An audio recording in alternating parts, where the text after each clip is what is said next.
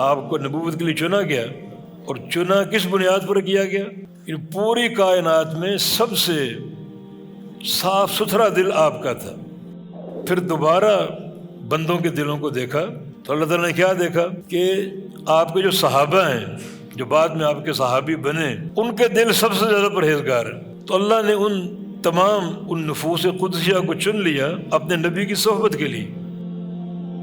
اللہ کے نبی صلی اللہ علیہ وسلم کا دل نبوت سے قبل بھی انتہائی نظیف، صاف ستھرا اور سب سے عمدہ اور بہترین، پھر یہ بار بار دھویا کیوں جا رہا ہے؟ شق صدر ویسے احادیث میں 4 دفعہ مذکور ہے۔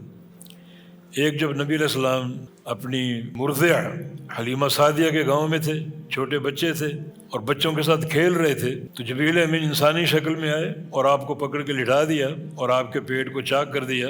سارے بچے گھبرا گئے، مائی حلیمہ کو اطلاع دی، وہ فوراً بھاگتی آئیں اور اس وقت تک وہ فارغ ہو چکے تھے اور نبی علیہ السلام کا رنگ اڑا ہوا تھا، مگر آپ بالکل صحیح تھے۔ یہ جو شق صدر ہوتا تھا، پیٹ چاک کیا جاتا اور پھر دوبارہ اس کو بند کیا جاتا، تو آج کل کے آپریشن کی طرح نہیں ہے کہ مریض 2 مہینے یا سال بستر سے لگا رہے، اٹھ نہیں سکتا، چل پھر نہیں سکتا۔ یہ سارا کام فوری ہوا، پیٹ کو چیرنا بھی فوری ہوا اور دل کو دھونا بھی فوری ہوا اور دوبارہ اس کو باندھ دینا بھی فوری ہوا، اور آپ اٹھ کے چلنے لگے، یعنی کوئی سونے کا، آرام کا کوئی معاملہ نہیں تھا۔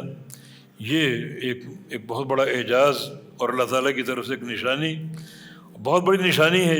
چنانچہ یہ پہلا شق صدر کا واقعہ ہے۔ اور دوسرا قصہ مسند احمد کی ایک حدیث میں جب آپ 10 سال کے تھے، سند میں کچھ ضعف ہے، اسی لیے محدثین نے 3 بار کے شق صدر کے واقعے کو پوری صحت کے ساتھ نقل کیا ہے، اور چوتھی بار یہ واقعہ 10 سال کی عمر میں ہوا، اس کو بعض علماء نے ذکر کیا، لیکن مسند احمد کی حدیث کی سند میں کچھ ضعف ہے۔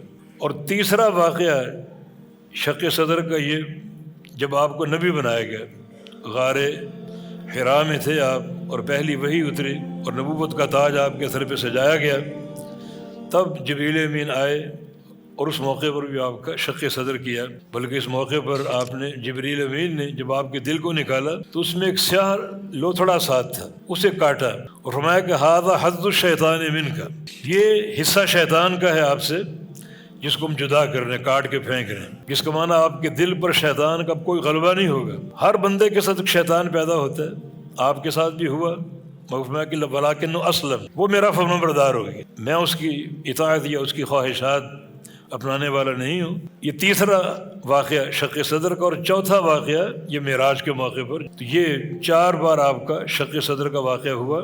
اس میں حکمت کیا ہے؟ اس کا معنی یہ ہے کہ دل کا معاملہ بڑا اہم ہے۔ نبی علیہ الصلوۃ والسلام آپ کو نبوت کے لیے چنا گیا، اور چنا کس بنیاد پر کیا گیا؟ ان پوری کائنات میں سب سے صاف ستھرا دل آپ کا تھا۔ ابن مسعود رضی اللہ عنہ کا قول ہے مسند احمد میں کہ نبی علیہ السلام کو نبی بنانے سے قبل اللہ تعالیٰ نے دنیا کے سارے لوگوں کے دلوں کو دیکھا کہ کس کا دل مجلہ، مصفہ اور صاف ستھرا اور پرہیزگاری کا آئینہ، تاکہ اسے چنا جائے اس منصب نبوت کے لیے۔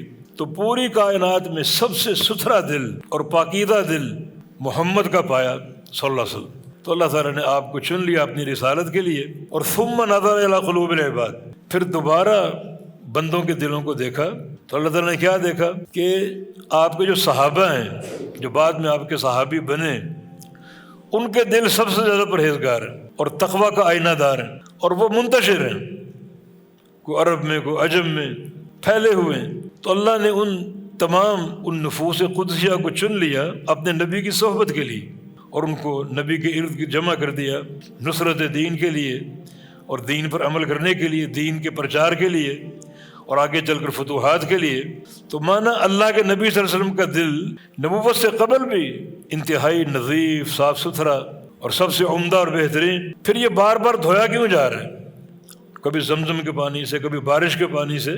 تو اس کا معنی یہ ہے کہ دل ایک ایسا معاملہ ہے جو انتہائی توجہ کا طالب ہے۔ تو عزیز طلبہ، کبھی ہم اپنے دل کے معاملے سے غافل نہ ہوں، اس کی پاکیزگی مطلوب ہے۔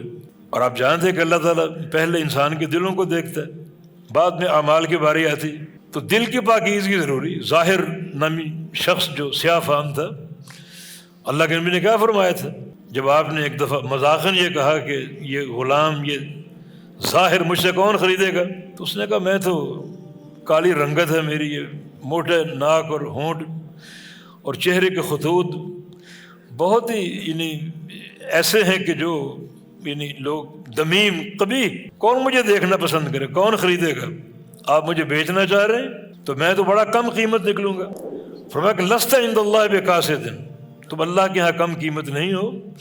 اللہ تعالیٰ چہرے نہیں دیکھتا بلکہ انسانوں کے دلوں کو دیکھتا ہے، تو دل انتہائی یہ توجہ کا جو ہے وہ مستحق ہے۔ قلب عربی میں تقلب سے یہ پلٹے کھاتا رہتا ہے، کبھی ادھر کبھی ادھر، کبھی کوئی سوچ کبھی کوئی سوچ، کبھی کوئی فکر کبھی کوئی فکر، تو اس کو بالکل سنبھال کے، اس کو رئیس الاعضاء کہا گیا ہے۔